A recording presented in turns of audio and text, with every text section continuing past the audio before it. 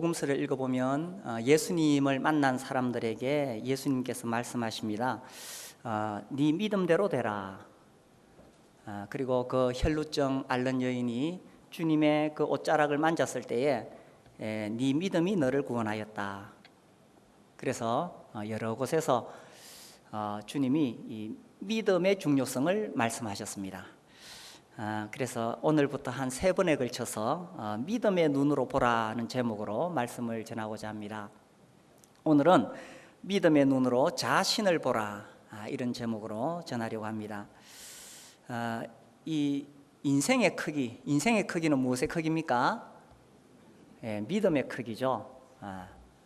얼마나 내가 능력이 있느냐, 내가 얼마나 많이 배웠느냐가 아니라 믿음의 크기가 인생의 크기입니다.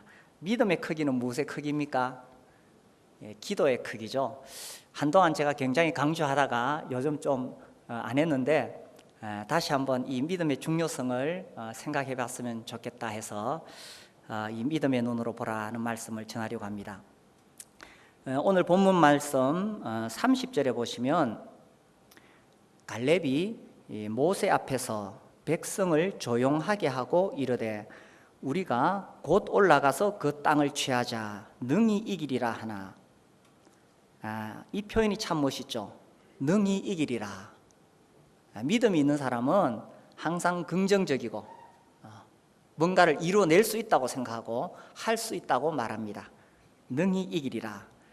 그런데 31절에 보면 그와 함께 올라갔던 사람들은 이르되 우리는 능히 올라가서 그 백성을 치지 못하리라. 그들은 우리보다 강하니라 하고, 이렇게 믿음이 없는 사람은 할 수 없으리라, 못한다, 우리가 어떻게 할 수 있겠느냐, 이렇게 말합니다. 이 장면은 이제 이 12정탐꾼이 가나안 땅을 정탐하고 와서 보고한 내용이죠. 모세가 이 12정탐꾼을 보냈을 때에 똑같이 보았습니다. 똑같은 상황을 보고 올린 보고인데 완전히 상반된 내용을 말하고 있는 거죠. 그래서 이 2명의 정탐꾼은 올라가서 그 땅을 취하자 능히 이기리라 이렇게 말했고, 10정탐꾼은 안 된다, 우리는 할 수 없다. 똑같은 상황을 보고 왜 이렇게 차이가 나느냐, 그것이 바로 인간적인 눈으로 보느냐 아니면 믿음의 눈으로 보느냐, 그 차이라는 것입니다. 인간적인 눈으로 보면은 문제는 태산같이 보이는 거예요. 그리고 자기 자신은 메뚜기처럼 작아 보이는 겁니다. 이 인간적인 눈으로 보면 문제 앞에서 도전해 볼 시도도 잘 못하고 너무 쉽게 낙심하고 포기해 버린다는 것입니다. 그런 인생을 성경은 메뚜기 인생이다 이렇게 말합니다. 이 메뚜기 눈에는 계속 문제만 보이는 거예요. 문제만. 그래서 32절에 보시면 이스라엘 자손 앞에서 그 정탐한 땅을 악평하여 이르되 우리가 두루 다니며 정탐한 땅은 그 거주민을 삼키는 땅이요 거기서 본 모든 백성은 신장이 장대한 자들이며, 그 땅이 어떻게 보이느냐 하면 거기 사는 사람들을 삼키는 땅이다. 그리고 거기 사는 자기들이 싸워야 될 사람들은 신장이 장대하다. 어느 정도로 장대하느냐, 그 밑에 보면은 아낙 자손의 거인들을 보았다 이렇게 말합니다. 이제 이 아낙 자손의 거인들, 네피림 후손, 대표적으로 이야기해 보면은 골리앗이죠. 이 골리앗이 거인입니다. 키가 거의 3m에 육박합니다. 말이 3m지 정말 엄청난 거인이죠. 이제 그 거인들하고 싸워서 이겨야 이 땅을 취할 수 있습니다. 그래서 그 거인들을 봤을 때 우리가 어떻게 저들하고 싸워서 이길 수가 있느냐, 이거 싸울 수가 없다. 한번 시도도 못 해보고 그냥 중간에서 포기해버리는 겁니다. 하나님께서 이스라엘 백성들을 애굽에서 종살이 할 때에 이끌어내셔서 이제 그 약속의 땅 눈앞에 왔는 거예요. 이 땅에 들어가라, 내가 너희에게 준 땅이다. 하나님께서 그들을 위하여 찾아 놓으신 땅, 예비하신 땅. 하나님이 지금 그들에게 이 아름다운 젖과 꿀이 흐르는 약속의 땅을 주시려고 하는데 이 열 정탐꾼은 안 된다는 거예요. 왜 안 되냐? 문제만 보이니까. 삼키는 땅이고 거인들이고, 이 인간적인 눈으로 보는 사람, 부정적인 사람, 안 된다고 하는 사람, 이 사람들은 안 될 이유를 자꾸 찾는 거예요. 이 인간적인 눈이에요. 안 될 이유를 찾는 사람은 안 되게 돼 있습니다. 어떤 사냥꾼이 토끼를 잡으러 갔어요. 토끼를 잡으러 가서 며칠 산을 헤매다 왔는데 빈손으로 왔어요. 그래서 동네 사람들이 물었습니다. 토끼 잡았습니까? 못 잡았습니다. 왜 못 잡았습니까? 이 토끼란 놈이 얼마나 겁이 많은지, 자기가 조금만 이렇게 멀리서 인기척을 내면은 이 토끼란 놈이 얼마나 또 귀가 크고 밝은지 조금만 부스럭거려도 도망가고, 어째 토끼한테 한번 가까이 접근해 보려 그러면 이 놈이 눈이 커가지고 멀리서도 보고 도망가는데, 그 뒷다리 힘이 너무 좋아가지고 한번 뜀박질을 하면 도저히 쫓아갈 수가 없다. 그래서 내가 토끼를 못 잡았습니다. 이런 사람은 평생 토끼 못 잡습니다. 못 잡을 이유를 계속 대는데 어떻게 토끼를 잡을 수가 있겠어요? 안 될 이유를 자꾸 찾는데 어떻게 되겠어요? 인생도 똑같은 겁니다. 내 인생에 있어서 안 될 이유를 계속 찾는 사람. 부모님이 나한테 물려준 재산이 없어. 나는 뭐 가방끈이 짧아. 공부한 게 별로 없어. 사업 수완도 없어. 아이고, 남편이 나를 좀 잘 안 도와줘. 뭐 아내가 내조를 안 해줘. 안 될 이유를 찾는 사람은 계속 안 될 이유만 찾는데 안 될 수밖에 없는 인생이죠. 그래서 인간적인 눈으로 보면 계속 부정적으로만 보이게 되고, 안 될 이유 찾게 되고, 그냥 제자리에 머물게 되고, 아이고, 젊은 날에 주님을 위해 살아야 되지요. 주님께 헌신하셔야 되죠. 그런데 안 될 이유를 찾는 사람은 절대로 헌신하지 못합니다. 지금은 학생이라서 공부를 해야 돼요. 시간이 없어요. 또 이제 공부 끝나면 취업만 하면 내가 한번 주님을 열심히 섬길게요. 취업하고 나면 뭐라 그래요? 아유, 결혼을 해야 돼요. 결혼하고 나면 뭐라 그럽니까? 아기를 낳아야 돼요. 애 낳으면은 애 키우는데 너무 힘이 빠져가지고 시간이 없어요. 애 키우는데 막 모든 정열을 다 쏟아요. 우리 교회에 참 이 아기들이 와서 너무너무 기쁩니다. 정말 아기들 볼 때 너무 기쁩니다. 그런데 우리 여기 아기 엄마들 잘 들으세요. 아기 키우는 데다 다 에너지 쏟고, 물론 아기 키우는 거 참 중요하지만 거기 다 에너지 쏟고, 그래서 못한다고 하면은 평생 못합니다. 옛날에 다 아기 키우면서도 다 했어요. 그리고 또 아기 키우고 나면은 또 뭐 몸이 약해서 못하고 평생 부담만 가지고, 내가 주님을 위해 살아야지 평생 부담만 가지고 있지만 평생을 헌신하지 못하고 세월이 순식간에 지나가 버리는 거예요. 그래서 안 될 이유를 찾는 사람은 계속 안 되는 겁니다. 우리 목장에는 왜 새로운 영혼들이 안 올까요? 우리 목장 식구들이 뭐 열의가 없어요, 뭐가 없어요, 안 돼요. 안 될 이유를 찾는 목장은 계속 안 되는 겁니다. 그래서요, 인간적인 눈으로 보면 계속 부정적인 건 문제만 보이고요. 그리고 사람은 자기가 어떤 사람인가 믿는가에 따라서 그렇게 또 인생이 풀어지는 거예요. 자, 여기 33절 보세요. 거기서 네피림 후손인 아낙 자손의 거인들을 보았나니 우리는 스스로 보기에도 메뚜기 같으니 그들이 보기에도 그와 같았을 것이니라. 이 자기를 누구라고 생각합니까? 메뚜기라고 생각해요. 자기를 메뚜기라고 생각하니 어떤 인생 살겠어요? 메뚜기 인생을 사는 겁니다. 사람은요, 내가 이런 사람이다 생각하면 그렇게밖에 못 사는 거예요. 사람은 자기의 능력이 아니라 자기가 믿는 만큼만 할 수 있는 거예요. 우리 성도님들 벼룩 이야기는 여러 번 들어서 잘 아시죠? 이 벼룩이 자기 몸의 100배를 뜁니다. 20cm까지 뛰어요. 20cm 뛰니까 대단히 많이 뛰죠. 근데 요 놈을 이 유리병에다 딱 넣어가지고 유리병에다 넣어놓고 한 이 10cm 정도 위에 딱 유리막으로 딱 막아두면은 탁 뛰면은 10cm에서 딱 부딪히거든. 자꾸 부딪히다 보면 안 부딪힐 만큼 10cm 안 될 만큼만 딱 뜁니다. 근데 여러분 뚜껑을 딱 열어놔요. 뚜껑을 열어놔도 이 컵에서 못 나오는 거예요. 20cm 뛰면 충분히 빠져나오는데 그만큼 안 뛰거든. 이 벼룩은 뭐라고 생각하느냐? 아, 나는 10cm밖에 못 뛰어. 더 뛰면 내 머리가 깨지는 거야. 그렇게 믿으면 그렇게밖에 못 사는 겁니다. 하나님이 아무리 나에게 많은 잠재력과 달란트를 주셔도 내가 메뚜기 인생이다 이렇게 생각하면 그렇게밖에 못 살고, 주님을 섬기는 것도 그렇게밖에 못 섬긴다는 거죠. 코끼리 이야기도 많이 들어보셨죠. 이 코끼리, 큰 코끼리 얼마나 힘이 셉니까? 근데 이놈을 발목을 묶어가지고 쇠막대기에 딱 묶어놓으면 그 자리에 가만히 있습니다. 코끼리가 조금만 힘을 쓰면 그 쇠막대기 금방 뽑아냅니다. 근데 그걸 어떻게 그렇게 길을 들이냐 면, 아기 코끼리일 때 그때 이 발목을 철사로 동여매가지고 쇠말뚝에 박아두는 거예요. 그러면 아직 새끼라서 힘이 약해서 이렇게 빼려고 하면, 도망을 가면 발목이 계속 아프거든요. 그래서 이제 코끼리 머릿속에 이 발목을 묶어두면 저 쇠막대기는 내가 뺄 수가 없어.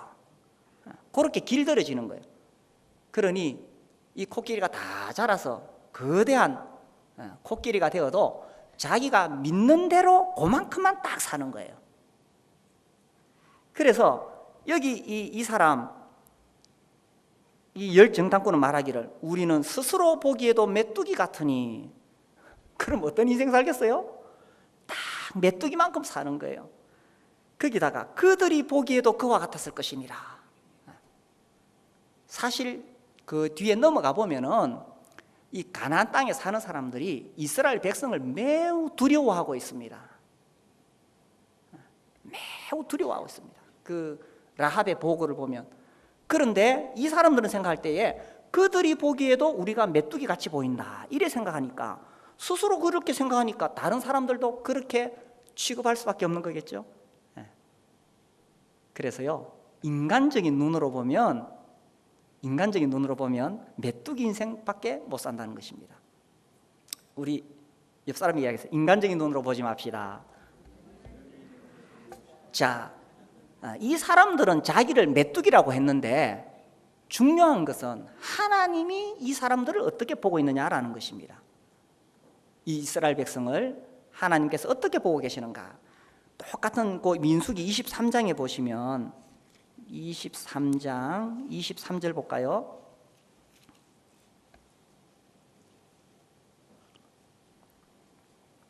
(23절) 야곱을 해할 점술이 없고 이스라엘을 해할 복술이 없도다. 아무도 이 이스라엘 백성들을 건드릴 수 없다는 겁니다. 이때에 야곱과 이스라엘에 대하여 논할진대 하나님께서 행하신 일이 어찌 그리 크냐리로다.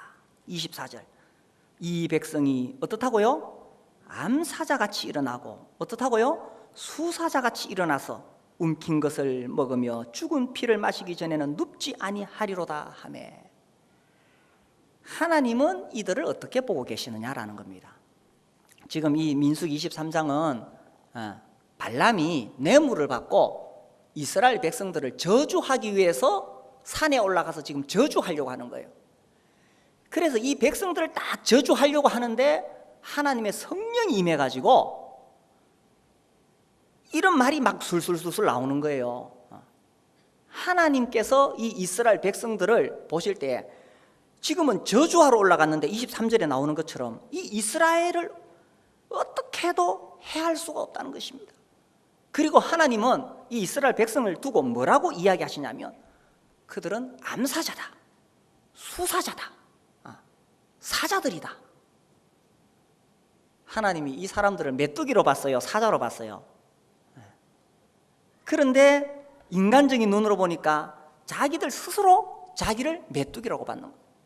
근데 그럼 실상 이 이스라엘 백성들이 진짜 사자처럼 그렇게 용맹하고 뭐 담대하고 하나님을 잘 섬긴 사람들이냐? 그렇지도 않아요. 이 민수기는요, 정말 하나님을 향해서 원망하고 불평하고 불신한 그런 내용만 쫙 실려 있는 것이 민수기입니다. 그러니까 이 민수기에는 계속 하나님을 향해서 이 반역을 일으키는 그런 내용들입니다. 그 뒤에 바로 25장에 가면은 이 이스라엘 백성들이 모압 여자들과 음행을 하기 시작합니다. 그리고 이 음행한 그 여자들이, 모압 여인들이 자기 신들에게 제사를 하니까 이 이스라엘 백성들도 가가지고 모압 신들한테 숭배하고 제사 지내고, 참 악하고 정말 하나님을 거역한 그런 백성들. 그럼에도 불구하고 하나님은 다른 민족이, 이방인이 자기 백성을 건드리는 것은 절대로 용납할 수 없다는 거예요. 하나님께서 친히 자기 백성들을 징계하시기는 하지만 이방 민족이 자기 백성을 건드리는 것은 절대로 허락하지 않는다는 거예요. 그래서 야곱을 해할 정술이 없고 이스라엘 해할 복술이 없도다. 그분이 친히 징계할 수는 있지만 이방 민족은 절대로 자기 백성들을 못 건드린다는 거예요. 그래서 하나님이 자기 백성들을 보실 때는 진짜 이 문제 많은 원망하고 불평하는 백성들이지만 하나님 마음에는 늘 자기 백성들 생각하면 그저 사랑스럽고 그저 좋아가지고 그 자기 백성들 저주하러 올라간 그 점쟁이한테 하나님 말씀하시기를 암사자다, 수사자다, 이렇게 말씀하시는 거예요. 자, 그러면 우리는 우리 자신을 어떤 눈으로 봐야 되겠느냐라는 것입니다. 나를 메뚜기 인생이라고 보고 그렇게 살 거냐, 아니면 하나님 보시는 대로 정말 사자구나, 내가 이 세상에 어떤 사람 만나든지 어떤 환경 가든지 사자답게 당당하게 살 것이냐 하는 거죠. 우리가 이 자기 자신에 대해서 이 균형 잡힌 시각이 필요해요. 우리가 떡과 잔 앞에 나왔을 때 정말 쓸모없는 죄인, 벌레만도 못한 죄인인 나를 구원해 주신 우리 주님의 그 은혜를 감사하고, 정말 하나님 앞에 도저히 용서받을 수 없는 그런 악하고 더러운 죄인이라는 것을 고백합니다. 그렇죠, 우리는 그런 자들입니다. 그러나 그와 함께 또 한편 어떤 면이 있느냐 하면, 우리가 이 땅에 살아갈 때에 메뚜기처럼 그렇게 빌빌거리면서 세상 사람들에게 그렇게 사는 것이 아니라 정말 당당하게 사자처럼 담대하게 용기 있게 사는 것을 하나님께서 바라신다는 거예요. 이 믿음의 눈이라는 게 뭐냐 하면, 하나님이 보시는 그 관점으로 보는 것이 믿음의 눈이에요. 믿음의 눈이라는 것은 이 신앙이라는 게 뭐냐, 하나님의 관점을 가지는 거예요. 자, 잘 보세요. 우리가 구원을 받았다 할 때에 의롭다 하심을 얻습니다. 하나님이 나를 의롭다고 선언하셨어요. 그런데 사실 내가 의로운 사람입니까? 실제로 내가 하는 행동 보면은 내 속에서 이기적인 생각, 더러운 생각, 집에 가서 내 성질 부리고 싸우고, 그런데도 하나님이 나를 의롭다고 해주시네요. 왜? 내가 예수님을 믿으니까. 그래서 하나님이 나를 의롭다고 해주신 그 관점을 가질 때에 내가 구원의 확신을 얻는 거예요. 내가 나를 볼 때는 자격이 없지만 하나님이 나를 의롭다고 하시니, 예, 하나님 맞습니다. 이게 하나님의 관점으로 보는 거, 이게 믿음이라는 거예요. 성화가 뭐냐? 이 성화의 가장 기본적인 원리는 로마서 6, 7, 8장에서 내가 죽었다라는 것입니다. 죄에 대해서 죽었고 율법에 대해서 죽었다는 것입니다. 그런데 내가 죽었느냐? 아니에요. 실제로 내가 막 살아가지고 막 돌아다니거든요. 그런데 믿음이 뭐냐 하면은 하나님이 나를 죽었다고 선언하시니까, 예, 하나님 내가 죽었습니다, 이렇게 하나님의 관점으로 내가 받아들일 때에, 내가 죽었다고 인정할 때에, 그때 성화가 시작되는 거예요. 그때에 내가 살아서 움직이는 것이 아니라 내 안에 계신 성령이 나를 이끌어 가시는 거예요. 자, 그러니까 믿음이라는 건 뭐냐 하면, 내 실체를, 내 모습을 내 눈으로 그렇게 막 분석해서 보는 게 아니에요. 믿음은 하나님이 나를 어떻게 보시는가, 그 관점으로 보는 것이 믿음이라는 거예요. 하나님이 나를 의롭다고 하시니까 그러니까 내가 의로운 자가 되었구나. 이게 믿음이고, 하나님이 네 옛사람은 십자가에 못 박혔어. 너는 죄에 대해서 죽었어. 너는 율법에 대해서 죽었어. 이렇게 말씀하시니까 그래, 나는 죽었구나. 하나님의 관점을 그대로 받아들이는 것, 이것이 믿음이라는 거예요. 그래서 믿음의 눈은 하나님의 관점으로 나를 보는 것입니다. 그래서 내가 누구이냐, 이 메뚜기처럼 그렇게 살아가는 인생이 아니에요. 하나님이 나를 사자라고 하시면 사자처럼 당당하게 살아가는 것이, 이것이 믿음의 눈으로 살아가는 거예요. 이것은 물론 내가 교만하게 잘난 체하라, 그런 뜻은 절대로 아닙니다. 정말 하나님의 관점으로 자기를 보는 사람은 교만할 수가 없어요. 내가 잘나서 사자 된 거 아니거든. 하나님이 나를 그렇게 밀어주시니까 내가 사자가 된 거지. 그래서 정말 겸손하지만 또 한편에서는 정말 당당한 거예요. 세상적인 기준으로 자신을 평가하지 않습니다. 내가 세상에서 얼마나 많이 배웠느냐, 재산을 얼마나 많이 가졌느냐, 우리 학생들 내가 거울 앞에 섰을 때 내가 얼마나 멋지느냐, 그런 기준으로 자기를 보는 게 아니에요. 하나님이 나를 어떻게 보시느냐, 하나님이 나를 사자라고 하시니까, 예수님의 피값으로 나를 구원하셔서 하나님의 자녀라고 하시니까, 그래서 그런 관점으로 살아가는 것이 믿음으로 살아가는 것이라는 것입니다. 생명의 삶 할 때 제가 계속 예를 들지요. 나이아가라 폭포 앞에서 일어났던 사건. 우리나라 어느 목사님이 이 나이아가라 폭포 앞에서 보고 너무 그게 아름다워가지고 야, 우리 아버지 솜씨가 참 놀랍다, 이렇게 감탄을 하니까 어떤 미국인이 자기한테 오더니만 유창한 한국말로 당신 뭐 하는 사람이요? 나 목사요. 그러니까 그 미국 사람 하는 이야기가, 나도 목사인데 이번 수요일 날 내일 우리 교회에 와서 설교를 좀 해주시겠습니까? 내가 통역하겠습니다, 이러는 거예요. 이 다음 날 그 우리 한국 목사님이 그 이제 설교하러 찾아갔어요. 주소를 찾아가니까 현수막이 붙었는데 오늘의 강사 나이아가라 폭포 주인의 아들 있다. 그래서 내가 세상적으로 얼마나 잘났느냐가 중요한 게 아니라는 거예요. 믿음의 눈으로 하나님이 나를 어떻게 보시느냐. 진정한 나의 가치는 세상적인 가치가 아니라 예수의 피값으로 구원받은, 하나님이 자기 아들의 생명을 주고 구원하신 참으로 귀하고 가치 있는 존재라는 것입니다. 그러니 우리가 메뚜기 인생 살아서는 안 된다는 거예요. 세상의 사람들처럼 이 세상에 썩어질 부귀영화 살아서는 안 된다는 거예요.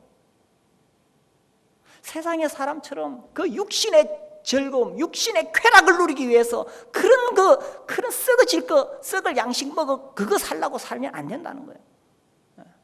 우리는 메뚜기 인생이 아니라 사자 인생이기 때문에 영원한 하늘의 양식을 먹고 이 땅에 살아가면서 정말 당당하게 하나님의 사람으로 살아가는 그런 사람들이 우리라는 것입니다.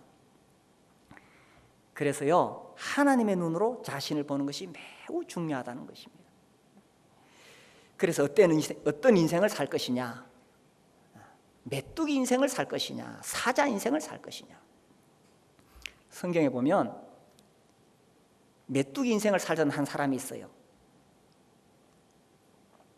이 사람은 자기는 아무것도 할 수 없다고 이제 인생을 다 포기해버렸어. 그런데 하나님께서 친히 찾아오셔서 그 사람을 사자 인생으로 바꿔놨어요. 제가 지금 누구 이야기하려고 하겠어요? 이 사람은 완전히 인생을 포기했어. 젊은 날에는 꿈도 있었고 희망도 있었어. 자기가 정말 하나님을 위해서, 자기 백성을 위해서, 정말 자기를 헌신하기 위해서 자기가 가진 모든 부귀영화를 다 버리고 정말 주님 앞에 헌신했던 정말 그런 젊은 날에 그런 사람이었었어요. 그런데 세월이 흘러서 나이가 먹으니까 다 포기했어. 이제 내 인생 끝장이다, 뭐 이래 살다가 죽는 거다. 그런데 하나님이 찾아오셔서 그의 인생을 사자 인생으로 바꾸셨어요. 누굽니까? 우리 출애굽기 3장 볼까요? 출애굽기 3장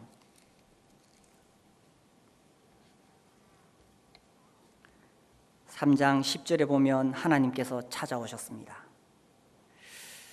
3장 10절 이제 내가 너를 바로에게 보내어 너에게 내 백성 이스라엘 자손을 애굽에서 인도하여 내게 하리라. 야, 지금 이게 정말 엄청난 일이죠. 이 80살 된 노인에게 찾아왔습니다. 오랫동안 광야에서 양치기 생활해서 이제 그야말로 이렇게 살다가 가는 그런 인생인데 하나님이 오셔서 내가 너를 바로에게 보내겠다. 그 당시 대제국을 이루고 있던 이집트의 왕 바로, 그들을 이끌어내라는 것입니다. 11절 모세가 하나님께 아뢰되 내가 누구이기에 바로에게 가며 이스라엘 자손을 애굽에서 인도하여 내릴까? 이건 지금 겸손이 아니에요. 진짜로 모세는 모든 것을 다 포기했어요. 이제 나이도 먹고 이제 양들하고 살다 보니 이집트 말도 다 잊어버렸고, 그래서 내가 누구이기에 보통 사람도 아니고 그 당시 최고의 세속적인 권력을 가지고 있던 군대를 거느린 그 바로에게 갈 수가 있겠습니까? 그것도 그 당시 그 바로가 마음대로 부려먹는 그 노예들을 해방시키라고 말할 수가 있겠습니까? 이건 지금 이 모세가 겸손한 게 아니에요. 진짜 할 수 없다고 생각했어요. 그 뒤에 4장에도 보시면요, 4장 10절 모세가 여호와께 아뢰되 오 주여 나는 본래 말을 잘하지 못하는 자니이다. 주께서 주의 종에게 명령하신 후에도 역시 그러하니 나는 입이 뻣뻣하고 혀가 둔한 자니이다. 이거 지금 진심입니다. 40살 그가 바로 왕궁에 있을 때는 유창하게 말을 잘했을 것입니다. 그가 왕자로서 교육받고 이제 이후에 왕이 될 수 있는 그런 배경을 가지고 있었기 때문에 황제 교육을 받았거든요. 그러니까 그렇게 이 훌륭했던 젊은이지만 이제 40년 동안 광야에 살면서 말도 다 잊어버리는 거예요. 그래서 주님, 난 정말 못합니다. 난 말도 못합니다. 그래서 모세가 못한다고 이야기하는 거예요. 13절에 하나님이 가라고 하시니까 13절 모세가 이르되 오 주여 보낼 만한 자를 보내소서. 이 모세는 이제 완전히 메뚜기 인생이 되어버렸는 거예요. 더 이상 할 수 없습니다. 하나님, 나 더 이상 할 수 없습니다. 메뚜기 인생으로 살아가는 거예요. 그런데 우리가 그 뒤에 읽어보면 하나님께서 결국 모세를 불러내시지요. 불러내셔가지고 얼마나 놀라운 일을 이루어내십니까? 그래서 이스라엘, 지금도 유대인들이 구약에서 가장 위대한 인물이라고 했을 때는 두 사람 꼽지요. 모세와 엘리야. 그 모세, 그 늙은 노인이 지팡이를 드니까 홍해가 쫙 갈라졌습니다. 어떻게 이런 일이 일어날 수가 있겠어요? 그 메뚜기 인생, 자기는 안 된다고 했지만 하나님 결국은 불러내셔가지고 얼마나 놀라운 하나님의 역사를 이루어 가십니까? 우리 여기 앉아 계신 우리 형제자매님들, 메뚜기라고 생각하십니까? 그렇게 생각하면 그 메뚜기 인생밖에 못 사는 거예요. 그러나 하나님께서 나를 구원하셔서 예수님의 피로 나를 구원하시고 하나님의 아들로 삼으시고, 하나님이 나를 이 땅에 구원하신 이유가 그저 먹고 살기 바빠서 직장생활하고 그 돈 버는데 에너지 다 쏟아버리니까 너무 피곤해서 집에 와서 성경 읽을 힘도 없을 만큼 그런 인생 살라고 나를 부르셨습니까? 애 키우는데, 애기 키우는데 너무 힘들어가지고 그 진력이 다 빠져가지고 교회 나올 힘도 없어. 수요일날, 주일날. 그렇게 살라고 하나님 나를 부르셨겠습니까? 그 메뚜기 인생 그런 인생 아니에요. 하나님 나를 부르셨을 때는, 자기 아들의 핏값으로 나를 사서 구원하셨을 때는 내가 정말 놀라운 하나님 나라를 위해서 살 수 있도록 사자 인생 살아라고 나를 부르신 것입니다.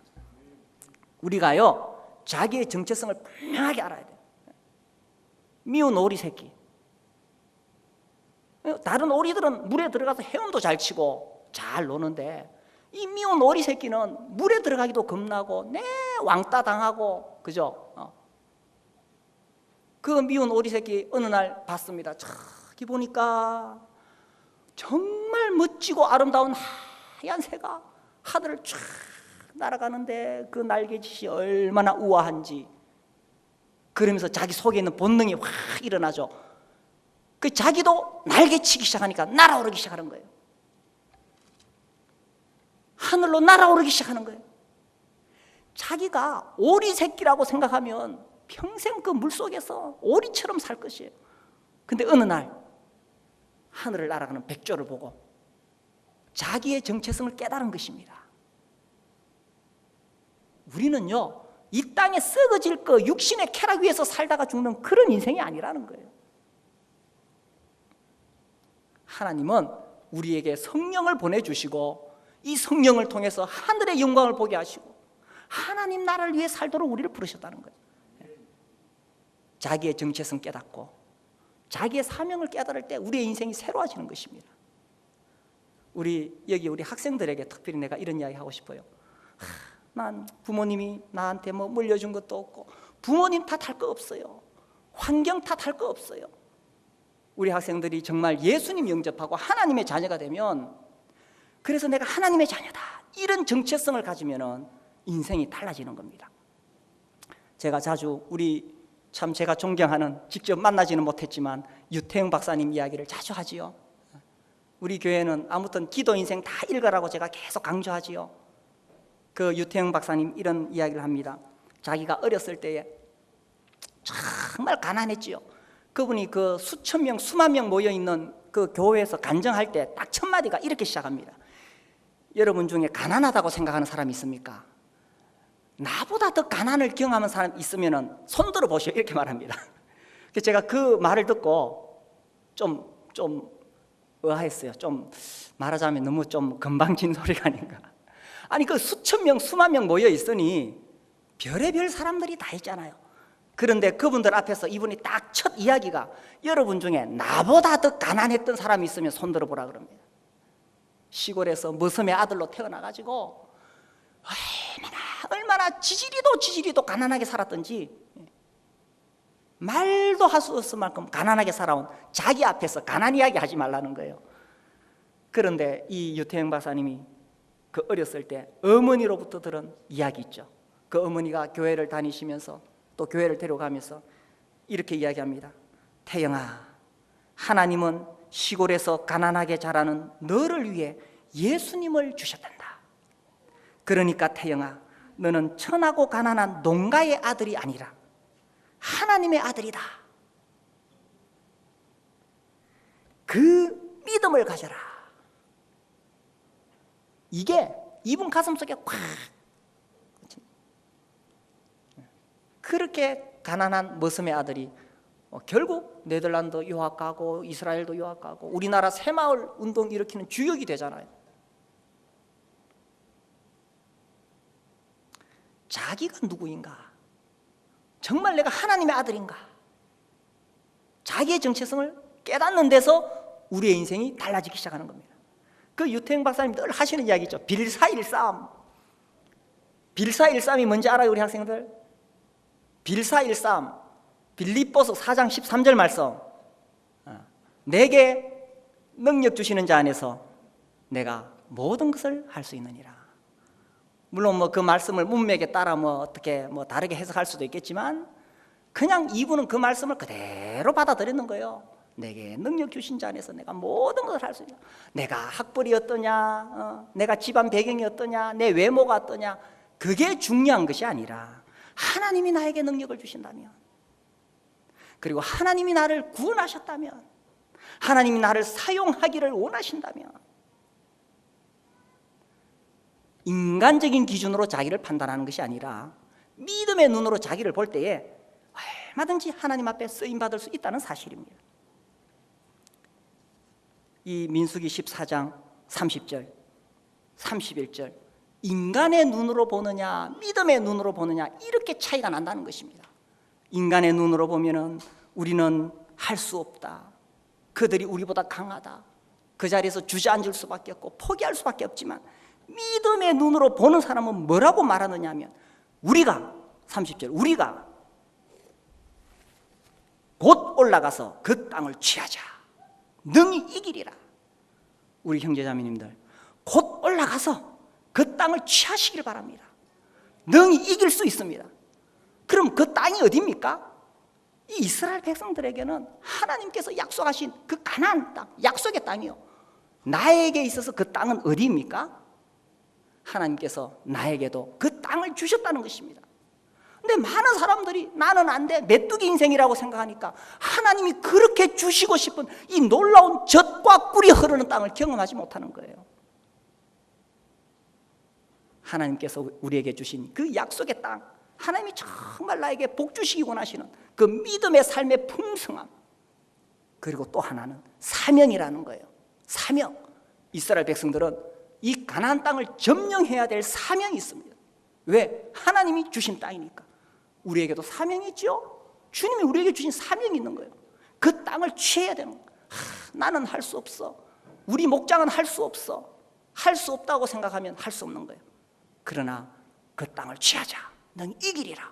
믿음의 눈으로 본다면, 믿음의 눈으로 도전한다면 사자 인생을 살게 될 것이요, 그렇다면 하나님이 우리에게 약속하신 땅, 하나님 정말 우리에게 주시기를 원하시는 땅, 그 땅을 능히 차지할 수 있을 것입니다. 함께 일어나서 기도하겠습니다.